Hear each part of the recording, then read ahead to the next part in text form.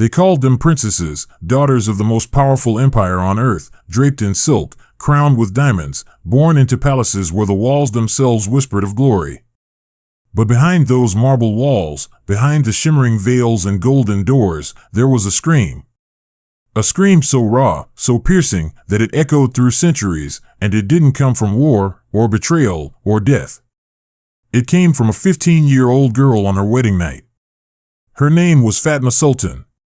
History remembers her as the cherished daughter of Sultan Ahmed I, the mighty ruler of the Ottoman Empire. But history does not tell you what she endured, how the empire that worshipped her bloodline also broke her spirit. For 600 years, the truth was buried under layers of ceremony, erased from official chronicles, and disguised as imperial tradition. What the world saw as privilege was, in reality, a prison. What was celebrated as royal duty was, in truth, a calculated ritual of control, a system designed to strip Ottoman princesses of their identity long before they ever reached the marriage bed. Many of them prayed for death rather than face that night. Some vanished from the records entirely. Today, for the first time, we're pulling back the curtain on this forbidden chapter, on the rituals so brutal and so meticulously hidden that even the fiercest enemies of the empire would never have imagined them. This is not a fairy tale. This is the untold story of power, obedience, and the silent screams buried beneath the Ottoman throne. For over 6 centuries, the Ottoman Empire reigned as one of the most formidable powers in human history, a colossal force that stretched from the gates of Vienna to the scorching deserts of Arabia, from the mountains of the Balkans to the waters of the Red Sea. It was more than just an empire, it was an entire world, a vast, complex organism built on conquest, diplomacy, trade, and tradition. Its armies thundered across continents, its scholars illuminated science and philosophy, and its sultans wielded authority so absolute that even kings and popes negotiated with them as equals. And at the very heart of this imperial colossus stood its beating soul, the palace of Topkapi. Topkapi Palace was not merely a royal residence. It was a universe in itself, a labyrinth of marble courtyards, towering gates, and perfumed gardens that concealed the most intimate workings of the Ottoman state. Diplomats and viziers debated the fate of nations in its council halls. Eunuchs, both feared and revered, moved silently through its corridors as guardians of the empire's most private secrets. And behind gilded doors lay the most enigmatic and misunderstood institution of them all, the imperial harem. The word harem has often been distorted in Western imagination, painted as a place of pleasure, decadence, and exotic luxury. But the truth was far more complicated. The harem was a political machine, a carefully structured world governed by strict rules, hierarchy, and purpose. It was home to hundreds of women, some born into noble families, others captured as slaves, still others gifted as part of diplomatic alliances. They were trained in languages, poetry, music, and etiquette. They wove delicate webs of influence, forming alliances and rivalries that could shift the course of imperial policy. And in this hidden realm of intrigue, some women, like the legendary harem sultan, known in the West as Roxolana, rose from slavery to wield power equal to that of the sultan himself. By the mid-16th century, women like Hurrem, Kozum, and Turhan Hadisi shaped imperial politics from behind the veil, guiding decisions about war, succession, and governance. Historians now refer to this era as the Sultanate of Women, a time when the harem was not merely a domestic space but a political battleground where the empire's future was negotiated.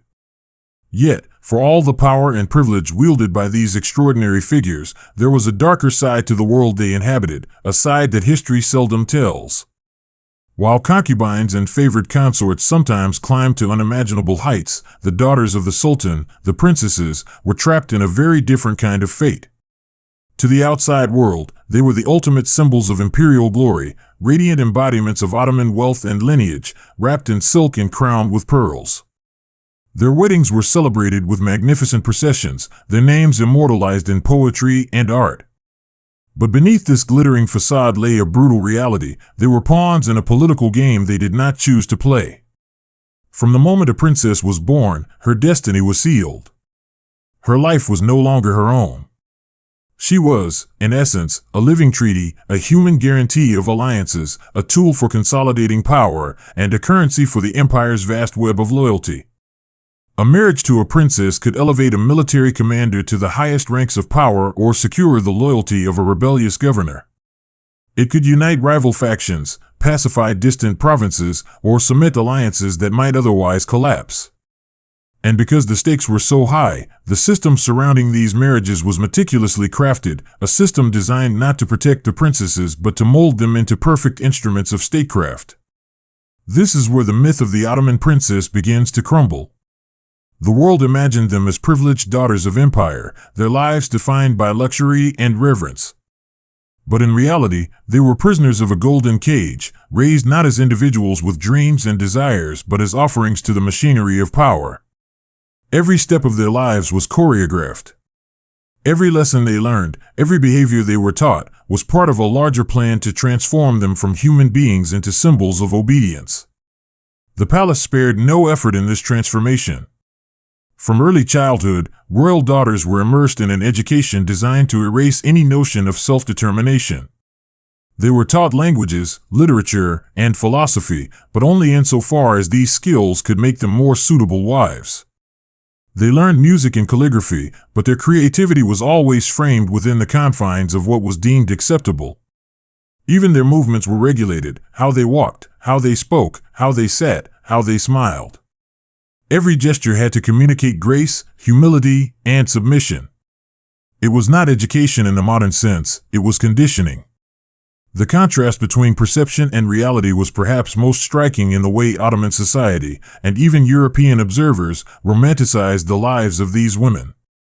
Travelers who glimpsed the imperial processions wrote breathlessly about the beauty of the Sultan's daughters. Poets compared their elegance to moonlight and their presence to divine blessing. They were believed to be among the most fortunate women on earth, born into lives that ordinary people could only dream of. And yet, within the palace walls, many of these same women wept in silence, knowing that their lives were not theirs to live. The story of Princess Fatma Sultan embodies this contradiction with heartbreaking clarity. Born in 1606 to Sultan Ahmed I and the formidable Kozum Sultan, Fatma was everything an empire could hope for in a royal daughter: intelligent, curious, and remarkably gifted. She mastered 4 languages by adolescence, devoured works of astronomy and philosophy, and impressed the greatest scholars of her time with her insight and wit. Chroniclers described her as a child of light, destined for greatness beyond the ordinary confines of palace life. But greatness was not hers to claim. No matter how brilliant or ambitious she was, Fatma's future had been written before she even took her first breath. She would be married, not for love, not for happiness, but for politics. And the man chosen for her was not a poet or a scholar, but a hardened warrior, Kara Mustafa Pasha, a veteran of campaigns against Persia, a man nearly twice her age. For him, the marriage was a reward and a stepping stone to greater power. For her, it was the beginning of a descent into a nightmare from which there was no escape. And so, 3 months before her wedding, the machinery of imperial tradition began to turn. Fatma was subjected to a process known as Tervil and Mubarak, a ritual unique to Ottoman princesses, one that had been perfected over centuries. It was not about preparing a young woman for marriage in the modern sense. It was about breaking her will, erasing her individuality, and reshaping her into a vessel of obedience. It was the invisible foundation upon which the entire system of political marriage rested. This education was as psychological as it was physical. Fatma was taken from the familiar comforts of her quarters and placed under the supervision of Gulnar Hatun, the formidable matron of the harem who had overseen the training of a dozen princesses before her. Gulnar's task was not to teach but to condition, and she did so with a precision that bordered on cruelty. Every morning, Fatma was drilled in the rituals of reverence. She learned 18 different forms of bowing, each tailored to a specific situation: greeting, serving, waiting, submission. Even her walk was no longer her own. She was taught to move with measured steps, her head tilted at precisely 30 degrees, her hands never rising above her heart. Her language, too, was restricted.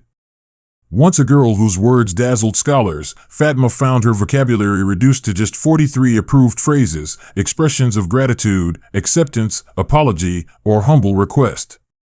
Any attempt to speak freely, any spark of independent thought, was met with punishment, fasting, isolation, or public humiliation. Her voice, once a source of pride, became a tool of obedience. The palace even weaponized psychology against her. Mirrors were placed throughout her chambers so she would constantly see herself, internalizing the image of the submissive bride she was expected to become. Tales and images of ideal wives, obedient, fertile, loyal, surrounded her, a constant reminder of the role she was to play. Even her diet and bathing rituals were manipulated, with carefully prepared elixirs designed to dull her resistance and induce a state of detached compliance. The purpose of all this was chillingly clear. By the time a princess walked down the aisle, there would be nothing left of the girl she once was. The empire could not afford uncertainty. A royal marriage had to serve its purpose without question, without rebellion, without hesitation. And so the young women at the center of these alliances were systematically stripped of their identities until they became little more than instruments of policy. Yet even in this darkness, faint glimmers of humanity persisted. Some princesses found ways to resist, through coded messages, secret pacts with sisters, or even fake deaths to avoid subsequent marriages. These acts of defiance, small though they were, speak volumes about the resilience of the human spirit. They remind us that even the most meticulously designed systems of control cannot fully extinguish the desire for freedom. Still, for most, resistance was impossible. And so the myth of the Ottoman princess, the fantasy of silk-clad luxury and effortless privilege, concealed a far more brutal truth. These women were not fairy tale figures. They were sacrifices on the altar of empire, their bodies and souls offered up to sustain a system that valued alliances over autonomy and obedience over individuality. The world beyond the palace walls would never know. Chroniclers wrote of splendid weddings, of dazzling ceremonies and lavish banquets. Poets immortalized the beauty of royal brides in verses that spoke of joy and destiny. But the reality, locked behind layers of protocol and silence, was very different. For many of these women, their wedding night was not the beginning of a new life, it was the end of the one they had once dreamed of. And it was within this gilded cage, at the intersection of politics and power, that Fatma Sultan's tragedy would soon unfold. Her story, more than any other, reveals the devastating cost of empire's demands, a cost measured not in gold or blood, but in the shattered lives of the women it claimed as its own.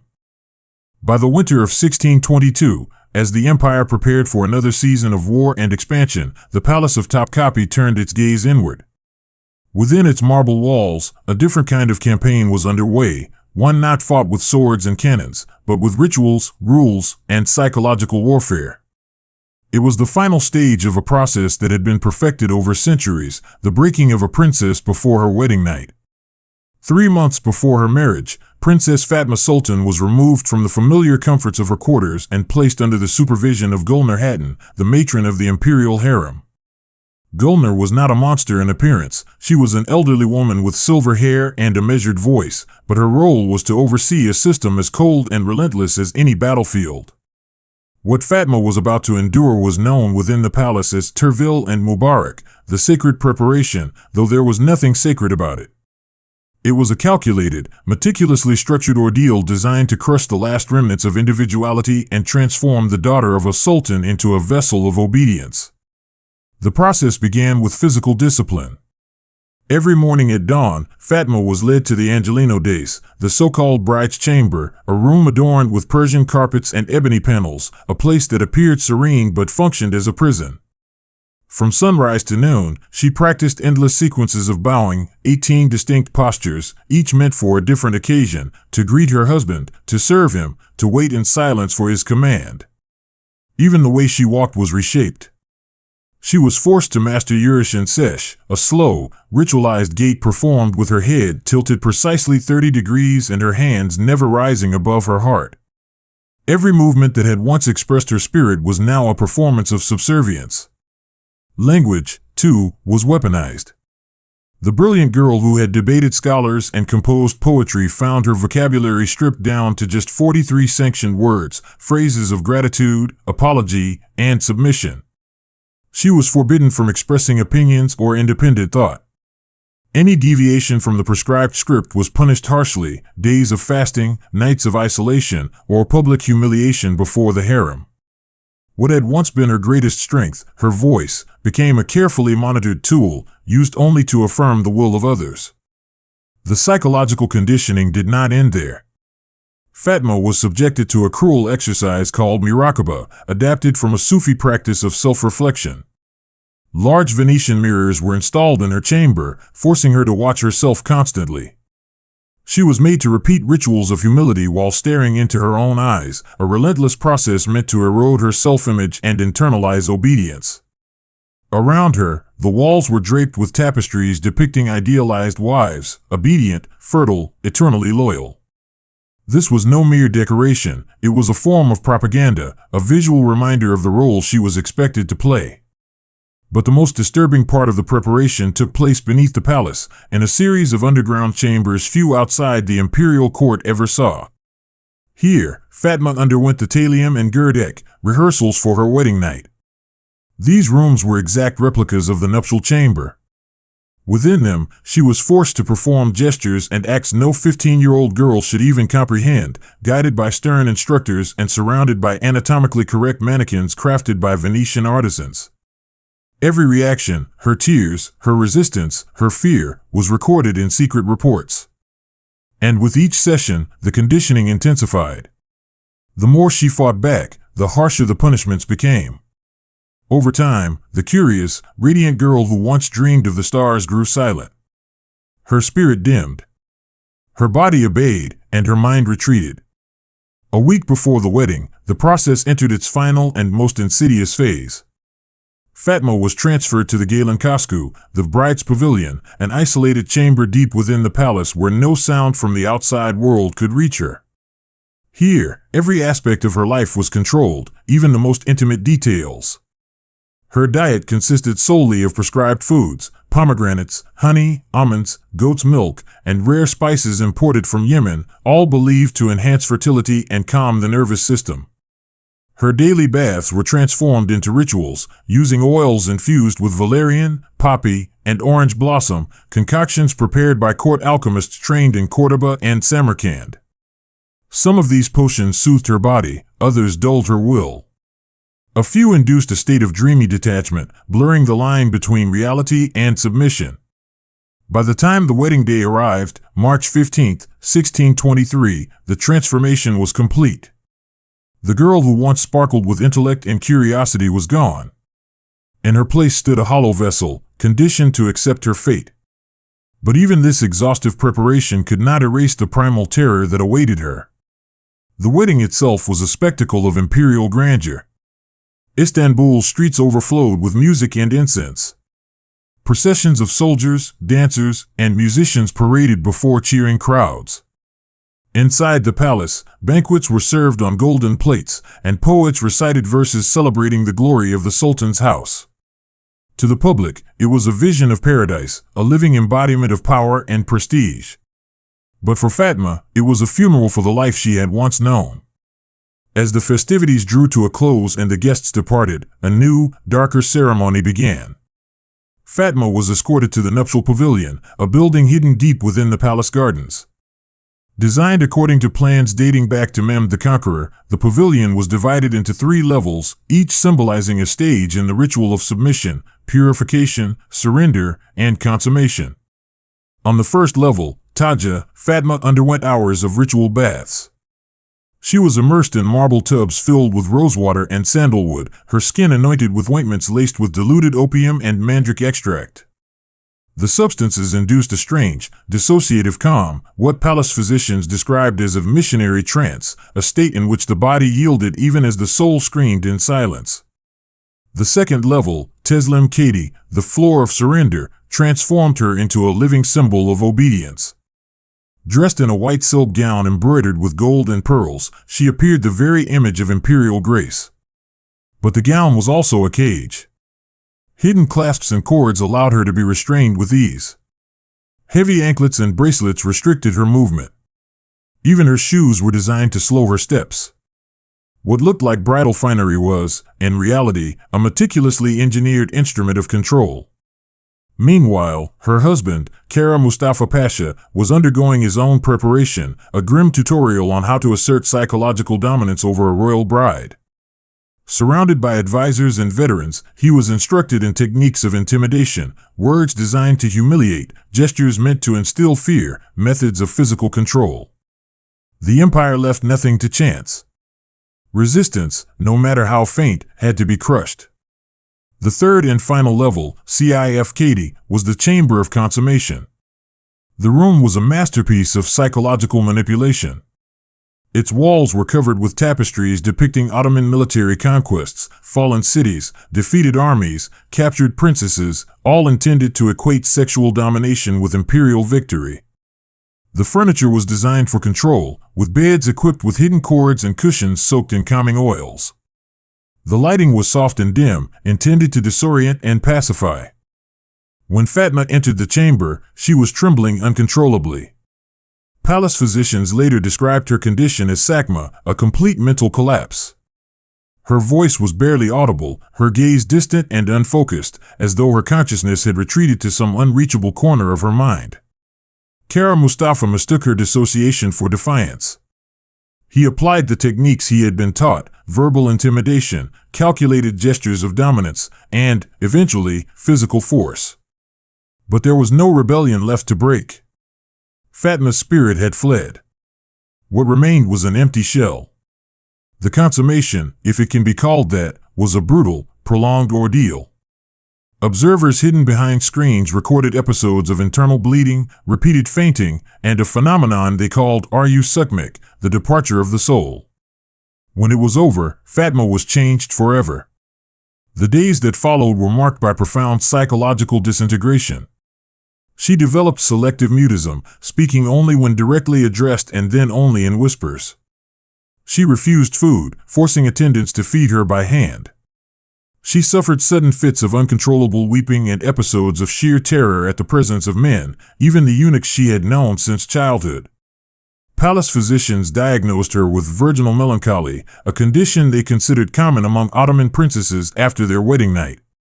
Today, we would recognize it as severe post-traumatic stress disorder, a wound carved deep into the soul. The aftermath of Fatma's wedding was not unique. Palace records, some discovered centuries later, reveal that dozens of Ottoman princesses suffered similar fates. Some were left mute and withdrawn, their personalities shattered beyond repair. Others descended into madness or attempted suicide. A few disappeared from the historical record entirely, their names erased, their stories buried beneath layers of ceremony and euphemism. Yet amid this darkness, there were sparks of resistance. Some royal daughters faked their own deaths to avoid a second marriage. Others created secret codes to communicate with sisters silenced by the same rituals. And a courageous few petitioned the Sultan directly for divorce, a nearly unthinkable act in an era when their bodies and fates were considered property of the state. These acts, small and scattered though they were, remind us that even in the face of overwhelming oppression, the human spirit yearns for freedom. The tragedy of Fatma Sultan is not just the story of one woman. It is a mirror reflecting the broader machinery of empire, a system so vast, so powerful, that it devoured even its own children. The world saw Ottoman princesses as symbols of privilege and luxury. But behind the silks and jewels were invisible chains, a network of rituals and expectations designed to turn them into sacrifices for the sake of alliances and political stability.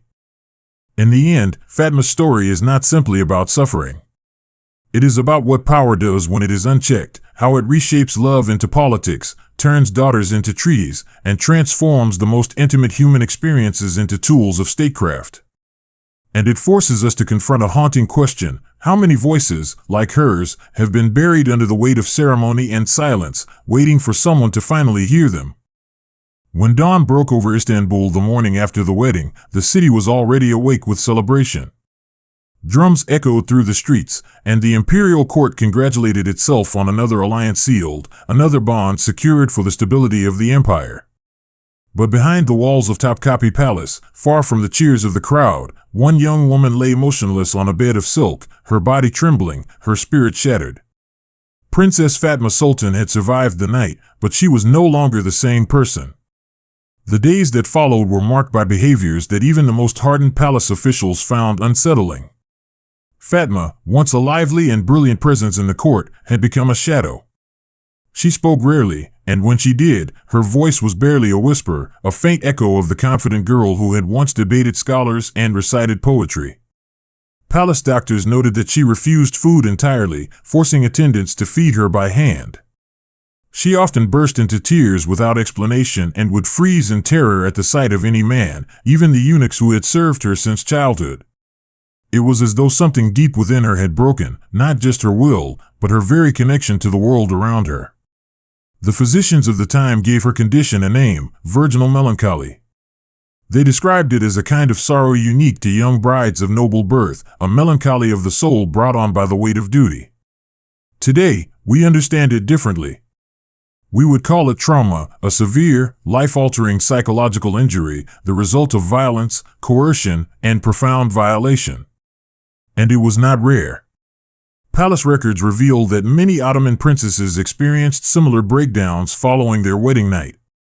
The empire, it seemed, had normalized a cycle of psychological destruction, a pattern so deeply ingrained that even the victims themselves were expected to accept it as fate.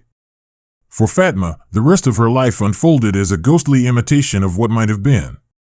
Outwardly, she fulfilled her duties. She bore children, attended ceremonies, and stood beside her husband during official functions. At banquets, she smiled when expected. At processions, she waved to the crowds. But those who knew her spoke of a profound emptiness behind her eyes, a distance that no one could cross. She no longer read the stars or debated philosophy. The books that had once lined her chambers gathered dust. The gardens where she had once walked in joy became places of silence and solitude. Her world had been reduced to roles, wife, mother, symbol, each performed with mechanical precision but none with genuine life. Kara Mustafa Pasha, her husband, did not escape the consequences of that night either. Later accounts suggest that he was haunted by guilt, guilt for what he had done, guilt for what the system had demanded of him. He threw himself into military campaigns, spending more time on distant frontiers than in the palace. He turned to opium, seeking to numb the weight of his actions. Their marriage became a public facade, a union that functioned politically but was emotionally barren. Behind closed doors, they lived separate lives, bound together by duty but estranged in every other way.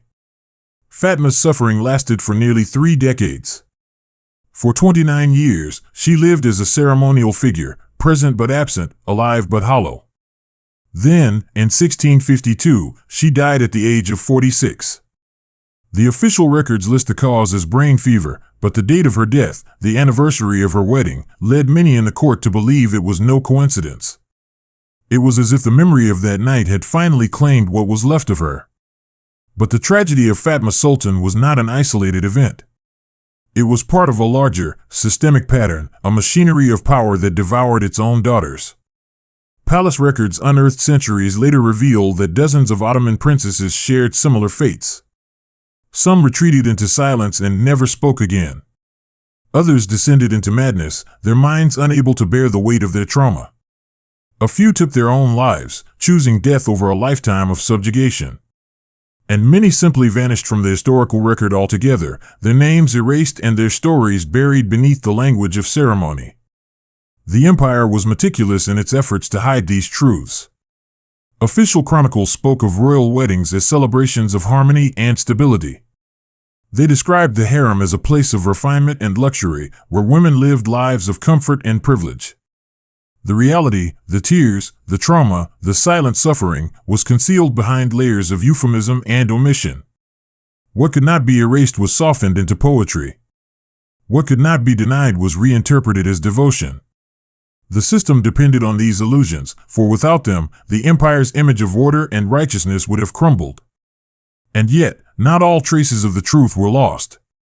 Hidden within forbidden archives, encoded in medical notes and private correspondence, fragments of these women's lives survived. Some of the most remarkable discoveries are letters written in secret by the princesses themselves, letters never meant for public eyes. In them, we see glimpses of resistance and resilience. One princess wrote of how she and her sisters developed a secret code to communicate their suffering without detection. Another described faking her own death to avoid a second marriage. A third, in a rare and daring act, petitioned the Sultan directly for a divorce, a petition that was ultimately denied, but which nonetheless stands as a testament to her courage. These small acts of defiance are profoundly significant. They remind us that even within the most oppressive systems, the human spirit finds ways to fight back. They show that the daughters of the empire were not merely passive victims. They were thinkers, dreamers, and fighters, women who, despite being stripped of agency, still sought to reclaim pieces of their humanity. Their resistance may not have toppled the system, but it left behind a legacy of strength that resonates across centuries. The story of Fatma Sultan, and the countless women like her, forces us to confront an uncomfortable truth about power. Absolute power does not simply oppress those outside of it. It can also consume those within.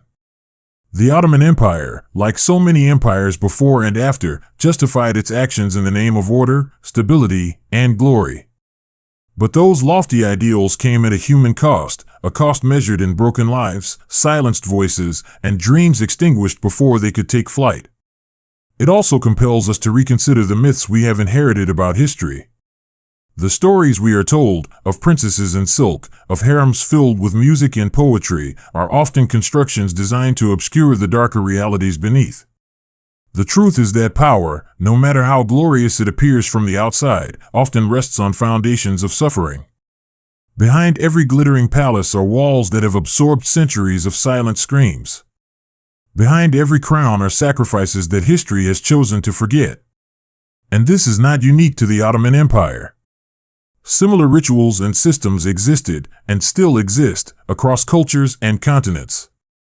In Europe, royal daughters were traded like chess pieces to secure alliances. In imperial China, women were subjected to binding traditions that destroyed their bodies and futures. In Russia, tsarinas navigated a court system that demanded obedience and punished dissent. The faces and names change, but the underlying reality remains hauntingly similar. Power has always found ways to demand sacrifices from those born closest to it. Fatma's story, then, is not just a chapter of Ottoman history. It is a mirror held up to humanity itself, a reflection of our capacity to create systems so vast and unyielding that they strip individuals of their humanity. It is a reminder that privilege does not always equal freedom, and that those we envy for their status and wealth may be living lives shaped by forces beyond their control. And it is a warning of how easily love, family, and even the most sacred human experiences can be weaponized when power goes unchecked. The question that lingers, the one that history rarely dares to ask, is this: how many more stories like Fatma's remain untold? How many voices were buried beneath the weight of ceremony and tradition? How many young women's lives were rewritten, erased, or forgotten in the name of political necessity? The answers may never be fully known. But the fragments we do have, the screams recorded in medical notes, the petitions written in trembling hands, the whispers preserved in forbidden archives, demand that we listen. To know Fatma's story is to strip away the mask that history wears. It is to look beyond the gilded walls and see the human cost of power. It is to recognize that behind every fairy tale of palaces and princesses lies a deeper, more painful reality, one that is too often ignored. And perhaps most importantly, it is to give voice to those who were denied one. For centuries have passed since a 15-year-old girl screamed in the night within the marble halls of Topkapi Palace. The empire that once ruled 3 continents has long since fallen. Its armies are gone, its palaces turned into museums. But the echoes of that scream remain. They remind us of the price paid by those who had no choice. They compel us to confront the parts of history we would rather forget. And they challenge us, here, now, in the present, to ensure that no voice is ever silenced so completely again. Because history is not just the story of kings and empires. It is also the story of those who suffered beneath them. It is the story of the powerless, the voiceless, the forgotten. And it is our responsibility to listen, not just to the songs of triumph, but to the cries of those whose stories were buried beneath them. History is often told as a grand narrative of conquest, power, and progress, a story of empires rising and falling, of kings and generals shaping the fate of nations. But beneath the surface of these sweeping tales lies another history, quieter but no less important, the history of those whose voices were silenced, whose lives were sacrificed, and whose suffering became the invisible foundation on which power was built. The story of Princess Fatma Sultan belongs to this hidden history. And like all such stories, it carries lessons that extend far beyond the walls of Topkapi Palace or the borders of the Ottoman Empire. One of the most striking truths revealed by Fatma's tragedy is that absolute power does not discriminate. It does not stop at the edges of the battlefield or the gates of the palace. It does not spare those who share its blood. Instead, it demands obedience from all, even from those born closest to the throne. Fatma was not a conquered enemy, nor was she a rebellious subject. She was the daughter of the most powerful man in the world. And yet, she was stripped of her autonomy, her identity, and ultimately her humanity, all in the name of preserving the very system that was supposed to protect her. This paradox lies at the heart of many historical empires. Power promises security, but it often achieves it by consuming those within its reach. Monarchs sacrificed their children in dynastic marriages. Noble families traded daughters like currency to secure alliances. Even in modern democracies, individuals are still asked, sometimes forced, to surrender their personal desires for the supposed greater good. Fatma's story reminds us that systems built on control inevitably demand sacrifices from the innocent. Another lesson is the danger of ritualized oppression, how violence and domination can be disguised as tradition, and how society can be taught to accept them as natural, even noble. The rituals Fatma endured were not described as cruelty but as sacred preparation. The psychological conditioning she suffered was framed as education. Even the violation of her wedding night was wrapped in the language of ceremony and duty. By cloaking brutality in ritual, the empire transformed it into something that appeared not only acceptable but inevitable. This pattern is not confined to the past. Even today, harmful practices often persist because they are shielded by tradition.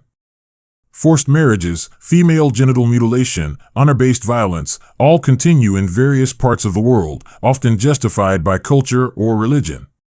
The lesson of Fatma Sultan is that we must look critically at the traditions we inherit. Not everything old is wise. Not everything sanctified by time is just. Power often hides behind the language of heritage, and it is our responsibility to question what that heritage demands of the vulnerable. The story also offers a profound reflection on the cost of silence. For centuries, the suffering of Ottoman princesses remained hidden, not because it was unknown, but because it was inconvenient. Chroniclers omitted it. Poets romanticized it. Historians ignored it. And so, the myth of the Golden Harem endured, unchallenged by the cries that echoed within its walls. This silence did more than erase individual pain, it perpetuated the system that caused it. If no one spoke of the suffering, then the suffering did not exist, and if it did not exist, there was no reason to stop it. We see echoes of this silence in the modern world as well. Victims of abuse, exploitation, and systemic violence are still often ignored, disbelieved, or dismissed. Their stories are too uncomfortable, too disruptive, too damaging to the narratives societies want to tell about themselves. But as Fatma's story shows, silence is not neutrality, it is complicity. By refusing to listen, we allow injustice to continue. By refusing to speak, we allow power to remain unaccountable. Breaking the silence is not just an act of memory, it is an act of resistance. There is another, more hopeful lesson hidden within this dark history, a lesson about resilience and resistance. Despite the overwhelming forces arrayed against them, many Ottoman princesses still found ways to push back. They forged secret communication networks, created hidden languages, faked their own deaths, and even petitioned for divorce. These acts, though small in scale, were monumental in their courage. They remind us that even in the most oppressive circumstances, the human spirit is not easily extinguished. It adapts, it endures, and it fights, sometimes in whispers rather than shouts, but always with a fierce determination to reclaim agency. This resilience is mirrored in countless stories across history. Enslaved people in the Americas preserved forbidden traditions and languages. Women in patriarchal societies formed underground schools and organizations. Dissidents in authoritarian regimes risked everything to speak the truth. The specifics change, but the core remains the same. The oppressed are never entirely powerless, and resistance, even when it seems futile, plants the seeds of change. Perhaps the most profound lesson of all, however, is about the way we remember history. Too often, history is written from the perspective of power, by the victors, the rulers, the institutions. It glorifies conquest and celebrates empire while glossing over the suffering that made those achievements possible. But history is not complete until we include the stories of those who paid the price. Fatma's life was not just a footnote in the reign of Sultan Ahmed I. It was a testament to the cost of that reign, a cost measured in human lives, human dreams, and human dignity. When we tell stories like Fatma's, we do more than honor the past. We challenge the present. We question the narratives that still shape our world. We recognize that behind every glittering palace, every symbol of power, there are people whose pain has been erased to make that power possible. And we remind ourselves that our responsibility is not only to remember but to act, to build systems that do not require such sacrifices, to create a world where no one's humanity is stripped away in the name of politics or tradition. In this way, Fatma's story is more than a tragedy. It is a call to action. It challenges us to confront the ways in which power still operates today, how it polices bodies, controls voices, and dictates destinies. It forces us to ask hard questions about our own societies. Where are the invisible chains? Who is being sacrificed for the illusion of order? Whose voices are still being silenced because they do not fit the stories we want to tell? And perhaps most importantly, it reminds us of the power of storytelling itself. The reason Fatma's scream, echoing through the marble halls of Topkapi Palace, still matters 4 centuries later is because it has been remembered, because someone, somewhere, refused to let it be forgotten. Stories like hers have the power to strip away the myths, to expose the structures of oppression, and to give voice to those who were denied one. They teach us empathy. They teach us accountability. And they teach us that history is not something that happened long ago. It is something we carry with us, something we continue to shape every day. The Ottoman Empire is gone now. Its armies have dispersed, its palaces are museums, and its rulers are names in history books. But the dynamics that defined it, the pursuit of power, the sacrifices demanded by authority, the silencing of inconvenient voices, are not relics of the past. They are alive and present in the modern world, wearing different clothes but serving the same purposes. Fatma's story is a warning across time. If we do not confront these patterns, we are doomed to repeat them. So the next time we read about a princess in a fairy tale or see a palace shimmering in the sun, let us remember the truth behind the beauty. Let us remember that for every story of glory, there are untold stories of pain. Let us listen for the voices that were buried, the screams that were silenced, and the lives that were rewritten. Because only by hearing them, truly hearing them, can we hope to build a future where no one has to suffer as Fatma did. In the end, her story is not just about the Ottoman Empire. It is about power, how it is gained, how it is maintained, and how it corrupts. It is about humanity, its capacity for cruelty, its capacity for resilience, and its capacity for change. And it is about memory, the fragile but powerful act of refusing to forget. 400 years later, the scream of a 15-year-old girl still echoes through the corridors of history. It demands that we listen. It demands that we remember. And it demands that we do better.